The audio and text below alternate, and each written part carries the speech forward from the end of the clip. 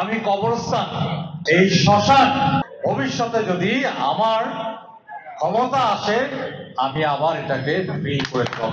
যখনই আমি আমাদের প্রাণপ্রিয় প্রধানমন্ত্রী জননেত্রী শেখ হাসিনার কাছে যখনই গিয়েছি আমাকে কখনোই খালি হাতে ফেরত দেননি। এই পুরনো ঢাকায় প্রায় 50,000 এলইডি বাতি, বিশাল প্রকল্প আমি নেত্রীর কাছে গিয়েছি, নেত্রী কিন্তু দিয়ে দিয়েছেন। আপনারা যে এলইডি বাতি আলোয় আজকে রাত্রে চলাফেরা করতে পারেন, অন্তত 1 মাইল দূর থেকে কে আসছে কে যাচ্ছে দেখা যায়।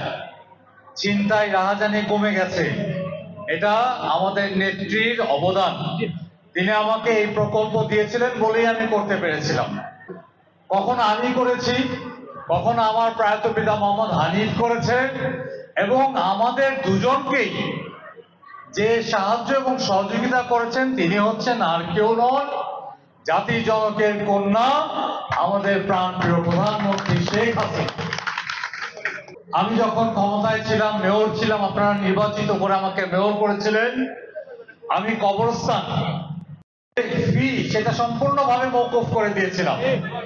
শুধু সেটা নয়, সাথে সাথে আমার হিন্দু ভাই বোনদের জন্য এই শ্মশানের কিন্তু এটারও সম্পূর্ণ ফ্রি করে দিয়েছিলাম। এখানে দাহ করতে হলে অনেক খরচ হয়। আমাদের অনেক হিন্দু পরিবার, অনেক হিন্দু সনাতন ধর্ম অবলম্বী, তাদের আর্থিক সামর্থ্য হতো না, কষ্ট হতো। আমি যখন মেয়র ছিলাম এটা আপনাদের জন্য সম্পূর্ণভাবে আমি ফ্রি করে দিয়েছিলাম। ভবিষ্যতে যদি আমার ক্ষমতা আসে আমি আবার এটাকে ফ্রি করে দেব।